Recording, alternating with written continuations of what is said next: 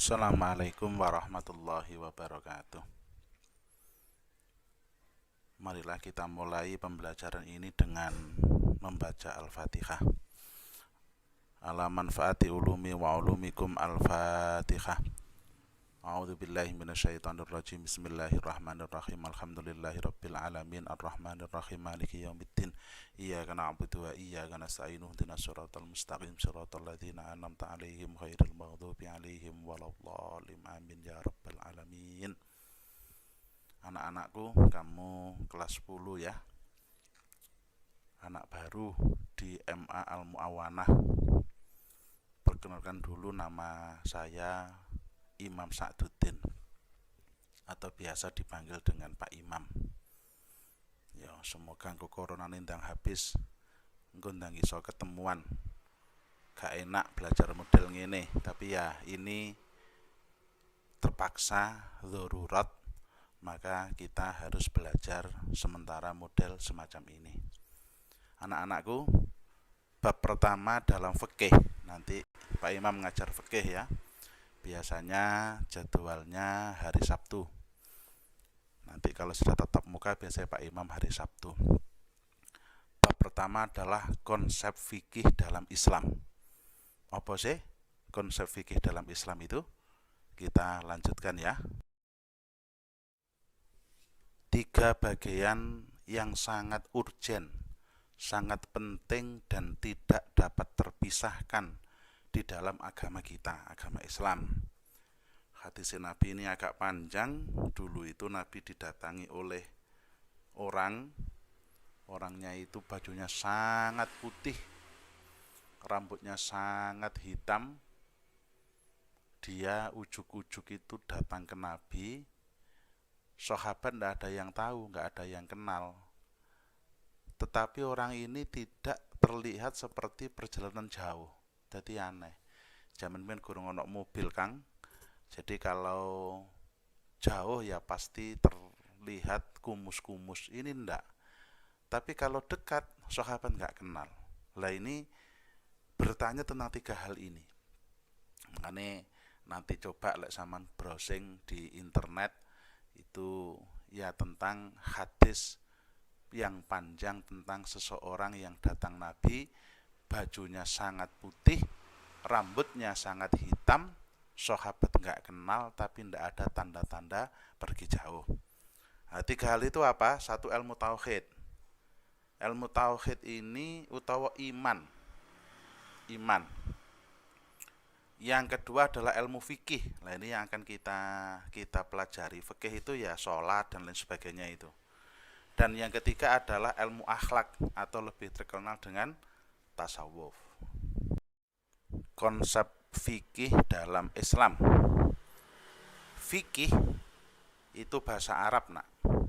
Kalau arti aslinya fikih itu dari kata fiqhun, yang secara bahasa berarti pemahaman yang mendalam. Jadi kamu paham sesuatu yang sangat mendalam itu disebut dengan fiqhun. Menurut Abu Hanifah, mengemukakan bahwa fikih adalah pengetahuan manusia tentang hak dan kewajibannya. Jadi manusia itu punya hak dan punya kewajiban. Kewajiban kepada Allah Subhanahu wa taala, kewajiban kepada sesama manusia, hak kepada Allah dan hak kepada sesama manusia. Al-Amidi mengatakan bahwa fikih sebagai ilmu tentang hukum syarak yang bersifat praktis yang diperoleh melalui dalil yang terperinci. Jadi fikih itu hukum praktis nanti. Praktis itu makanya ya bisa dikerjakan dan harus dilakukan. Ada yang harus, ada yang sunnah, ada yang tidak boleh. Tidak boleh itu berupa haram, tidak boleh berupa makruh. Ada yang boleh dilakukan, ada yang tidak atau mubah. Itu konsep fikih dalam Islam. Ruang lingkup dalam fikih itu apa? Ruang lingkup fikih itu adalah semua hukum yang berbentuk amaliyah. Amaliyah itu diamalkan oleh setiap mukallaf. Kalau nggak mukallaf, nggak terkena fikih. Nah, gitu. Lah mukallaf itu apa? Mukallaf adalah orang yang sudah dibebani. Mukallaf, mukallaf itu orang yang sudah dibebani melaksanakan syariat agama Islam. Tanda-tanda wong mukallaf itu adalah sudah balik. Balik itu paling kamu sudah hafal nak ya dulu. Balik itu kalau laki-laki itu sudah pernah mimpi basah, usianya sudah 9 tahun ke atas. Atau belum pernah mimpi basah tapi usianya sudah 15 tahun. Kalau perempuan itu yang pertama sudah pernah mimpi basah, umurnya sudah 9 tahun. Atau sudah menstruasi, haid, usianya juga sudah 9 tahun. Atau belum pernah mimpi basah, atau belum pernah haid tapi usianya sudah lebih 15 tahun. Itu namanya mukallaf, itu namanya baligh, mohon maaf namanya baligh. Yang kedua berakal. Makanya nanti kalau orang itu tidak berakal, tidak ada yang wajib. Poso yo gak wajib, sholat yo gak wajib. Lek sampean pengen, aku pengen gak sholat ya sampean akali ilang ini seret. Nah itu. Yang kedua adalah sadar. Kalau orang itu terpaksa, maka nanti dia tidak terkena mukallaf. Enek wong wedok diperkosa. Nah, itu diperkosa. Maka dia nanti enggak dihukum wong wedok diperkosa karena dia tidak sadar, tidak masuk karpe dewi. Yang selanjutnya adalah sudah masuk Islam. Nanti kita jelaskan lebih panjang lagi. Anak-anak, ini perlu banget kita pahami. Maqasidus syar'iyah atau tujuan syariat agama itu untuk apa saja? Ada 5, nak. Kita melakukan syariat itu ada 5. Yang pertama adalah hifdzuddin, memelihara agama. Kamu sholat, puasa, dan lain sebagainya itu memelihara agama. Yang kedua adalah hifdzun nafas, memelihara jiwa. Makanya orang itu tidak boleh bunuh diri. Kita corona semacam ini harus ikhtiar. Guru-gurumu itu mengharuskan kamu di rumah. Itu karena kita hifdzun nafas, memelihara jiwa kita. Tidak boleh ada syariat itu yang dengan syariat itu kamu akan dipastikan mati. Itu tidak ada. Yang selanjutnya adalah hifdzul akal, memelihara akal. Makanya nanti di dalam kamu setelah kelas 11 itu adalah bab jinayat. Bab jinayat itu kalau kamu minum minuman keras itu tidak boleh karena tidak memelihara akal. Memelihara keturunan. Nah, nanti juga di kelas 2 kamu akan mengenal ada namanya bab munakahat, menikah. Biar apa? Keturunannya jelas, nggak campur-campur. Dan yang terakhir adalah memelihara harta atau hifdzul mal. Ini orang itu sampai boleh kalau dia mati mempertahankan hartanya dari perampok, dari pencuri, maka dia mati syahid. Itu adalah tujuan syariat ada 5. Tadi kita sudah membahas masalah fikih. Yang barusan adalah perbedaan adalah maqasidus syar'iyah, tujuan syariat. Lah apa sih bedane fikih karo syariat? Ini sudah ditulis oleh Pak Imam, ada minimal 4 hal. Lek syariah itu adalah bersumber dari Quran hadis, asli murni. Yes, gak ngalih blas. Sedangkan fikih adalah bersumber dari ulama, tapi ulama yo sing ngalim apal Quran, apal hadis. Nah, ndak ada juga fikih itu nggak berdasarkan Quran dan hadis, ndak mungkin. Tetapi memang fikih itu memang lebih kepada sesuatu yang memang amaliyah, dapat diamalkan. Nah, ini makanya ada beberapa contoh bacaan Al-Quran pun itu macam-macam. Ya karena memang ndak bisa. Nabi mengajarkan begini, di daerah yang lain tuh ndak bisa ngomong semacam itu karena lesannya ndak bisa. Itu kalau dalam bacaan. Masalah fikih sama. Mungkin di Indonesia kita bisa seperti tayamum, bisa seperti pakai debu. Lah di daerah salju akan tayamum, ndak ada debu. Nah, maka itu nanti namanya fikih. Yang kedua adalah hukumnya bersifat qot'i atau pasti, ya wis gak iso dinyang. Tetapi kalau fikih itu masih bisa, masih banyak, nanti variabelnya masih cukup banyak. Hukum syariah hanya satu, universal, tetapi harus ditaati. Kalau fikih nanti beragam, makanya ono sing kunut, ono sing gak kunut, ono sembarang kali, itu namanya fikih. Tidak ada campur tangan manusia, ya dari Al-Quran langsung keluar. Tapi kalau fikih adanya campur tangan manusia, ijtihad namanya. Ada ijtihad, ada qiyas. Contoh, pakai mobil itu zaman Nabi nggak ada. Kamu pakai sepeda motor ya nggak ada zaman Nabi. Kalau orang zakat ya harus kurma, nggak boleh beras zamannya Nabi. Lah itu fikih nanti lebih kontekstual. Itu perbedaan fikih dengan syariah. Ayo anak-anak ikut baca Pak Imam ya, ikut baca Pak Imam, dibaca pelan-pelan.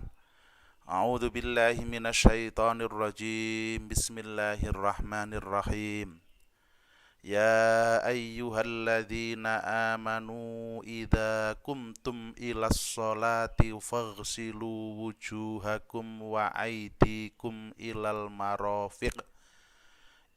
marafiqi famsahu biru'usikum wa arjulakum ilal ka'bain wa in kuntum junuban fattahharu wa in kuntum marda au ala safarin au jaa ahadum minkum minal ghaiti au lamastumun nisa afalam yajidu ma'an fatayammamu so'idan tayyiba famsahu biwujuhikum wa aydikum minah ma yuridullahu liyaj'ala 'alaikum min haraj walaki yuridu liyutahhirakum wal yutimma ni'matahu 'alaikum la'allakum tashkurun. Kelek sampean pahami betul, makanya nanti ayo ini sampean cari terjemahnya. Lek Pak Imam wis hafal terjemahannya, makanya gak tak kayak terjemahan. Ya ndak ya kamu biar termotivasi ben ngerti terjemahannya ya. Anggo digoleki. Iki Qur'annya surat apa, ayat berapa, terus terjemahannya. Pak Imam jelaskan di sini kalau kita lihat nak, ini adalah perintah untuk wudhu. Wudhu di sini hanya ada ini, famsahu biru'usikum wa arjulakum ilal ka'bain. Jadi faghsilu wujuhakum wa aydiyakum. Basohlah wajahmu, wa aydiyakum tanganmu ilal marofiki sampai utawa dengan siku-siku. Wamsahu biru'usikum, usaplah kepalamu, wa arjulakum dan kakimu, hanya ada 4. Makanya kalau dulu kamu hafalan rukun wudhu itu ada 6. Niat, basuh wajah, basuh tangan, ngusap kepala, membasuh kaki, tertib. Lagi kok Qur'annya cuma 4. Nah nanti harus kamu ngerti gitu.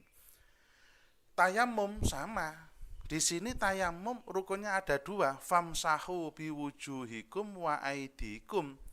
Usaplah wajahmu dan tanganmu. Dulu kita hafalan ono 4. Ono niat, ono tartib. Lagi bagaimana? Nanti apa itu fikih, apa itu syariat biar kamu paham. Oke? Ayo iki diwaca maneh. Tapi ini hadis. An Umar bin Khattab radhiyallahu anhu alal mimbari qala sami'tu Rasulullah sallallahu alaihi wasallam yaqul innamal a'malu binniyat wa innama likulli imri'in ma nawa faman kanat hijratuhu ila dunya yusibu biha au ilam ra'atin yankihuha fa hijratuhu ila ma hajara ilaih rawahu Bukhari. Iki kamu wis wapal suwering. Ini hadis yang mewajibkan niat. Sesuatu itu tidak ada artinya tanpa niat. Nah, makanya kamu dulu diterangkan oleh guru-guru fikihmu, wudhu itu tidak sekedar 4 rukunnya, tapi 6 ditambahi niat sampai ditambahi tartib. Lah itu loh. Coba sekarang kamu bayangkan sing fikih itu yang bagaimana, yang syarat itu yang bagaimana, insya Allah kamu akan tahu. Jadi ini nak, iki slide terakhir, nanti akan kita lanjutkan pada pertemuan berikutnya. Tapi enek tugas iki mari ngene tak kei tugas ya. Enggak jadi terakhir, tiba tinggal 2 slide. Kita habiskan nak ya, kita habiskan. Sekarang kita sudah kenal tadi fikih, syariat, saiki ibadah. Apa sih ibadah? Ibadah itu dari kata Arab, artinya adalah pengabdian, abdun, menyembah, ketaatan, merendahkan diri atau berdoa. Itu namanya ibadah. Bahasa Arab, kowe kudu hafal ngono tok dulu. Kalau di dalam arti bahasanya sudah. Sekarang arti syariatnya apa? Ibadah adalah perbuatan yang dilakukan oleh seseorang sebagai usaha menghubungkan dan mendekatkan diri kepada Allah sebagai Tuhan yang disembah. Kamu sholat itu ibadah, kamu puasa itu ibadah. Nyapa saman kok sholat, nyapa saman kok poso, sok saman lek sugih zakat, saman lek sugih nanti haji, saman sebentar lagi akan kurban, makanya larang. Loh ngene iki nyapa? Lah karena saman pengen dekat kepada Allah, pengen melaksanakan kewajibanmu kepada Allah. Allah berfirman, "Wa ma khalaqtul jinna wal insa illa liya'budun." Kon ibadah.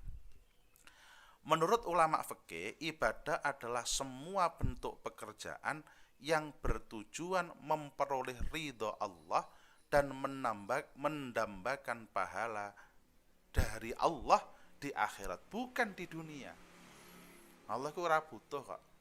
Saman kurban Allah ora butuh. Buktine saman kurban masih larang tuku sapi 30 juta dibeleh. Allah njaluk apa? Wong dagingnya didum kepada masyarakat, kepada bagian-bagian yang sudah ditentukan. Allah tidak minta apa-apa. Lek kamu cuman kurban pengen dilem uang ya gak oleh apa-apa. Tapi kalau kamu kurban pengen pahala di akhirat, wah itu yang luar biasa. Ini slide terakhir tenan. Mari ini tugasmu. Slide terakhir ini. Macam-macam ibadah. Ibadah itu ada disebut dengan ibadah mahdhah, ono ibadah ghairu mahdhah. Ditengeri tenan nak ya. Ibadah mahdhah itu ibadah sing syarat rukune wis ditentukan. Ditambahi gak oleh, dikurangi gak oleh, masih tujuannya gak roh gak apa-apa. Saman kon wudu, nyapa kok mbasuh wajah, mbasuh tangan, ngusap ke kepala ngono. Terus marono mbasuh kaki. Ya wis ngono kuwi. Ora kena salat zuhur petang rakaat. Nyapa subuh kok 2 rakaat. Mbok subuh tak gawe petang rakaat ben oleh ganjaran akeh palah ora sah. Itu ibadah mahdhah. Jadi ibadah mahdhah itu mbek Gusti Allah wis ditentukan tiris, wis gak oleh ngalih blas. Sedangkan ibadah ghairu mahdhah itu adalah ibadah yang oleh Allah tujuannya dikasih tahu, ini tujuannya. Caranya terserah kamu. Kamu berbakti kepada orang tua. Apa kudu mendina mbok gendong? Ayo angel. Bapake kaya sodo Pak Imam, kongkon gendong yang geblak kegeden. Pokoknya bagaimana kamu bisa berbakti kepada orang tua itu, ya itu sudah. Caranya bagaimana terserah kamu. Kamu hormat kepada gurumu. Maksud setiap ketemu guru, hormat Pak Guru, hormat Pak Guru, ya enggak. Jadi hormat itu tujuan, caranya diserahkan kepada kamu, itu namanya ibadah ghairu mahdhah. Selanjutnya ada ibadah jasmani ruhani. perpaduan antara jasmani dan rohani, dan ini hampir semua, tidak ada yang jasmani saja, yang rohani saja juga sangat jarang. Tetapi kalau bisa harus dua-duanya. Sholat itu kayaknya jasmani, rohanimu harus khusyuk. Ada yang ruhani dan maliyah. Maliyah itu harta. Nah, itu kamu mendoakan orang, kamu memberi orang. Ada ibadah jasmani, ruhani, dan maliyah. Wah, ini yang paling jos. Jadi jasmani fisik, ruhani batin, maliyah harta. Tiga-tiganya. Ini yang sangat luar biasa. Wes, saiki tugasnya kamu nak, tugasnya kamu. Ketoke akeh. Tapi ini boleh kamu kerjakan panjang. Sampai nanti pertemuan berikutnya boleh kamu kerjakan ini. Apa itu? Kerjakan LKS Muna halaman 11A sama B. Terus halaman 12 juga A sama B. Langko sampean tulis nak ya, sampean tulis dengan format begini.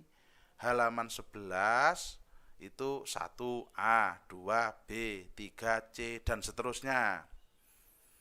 Halaman 12 sama dengan halaman 11, keliru Pak Imam iku. Iki keliru. Terus mari ngono difoto ning ngene kertas sing apik tapi nulisnya engko Pak Imam bingung ngoreksine.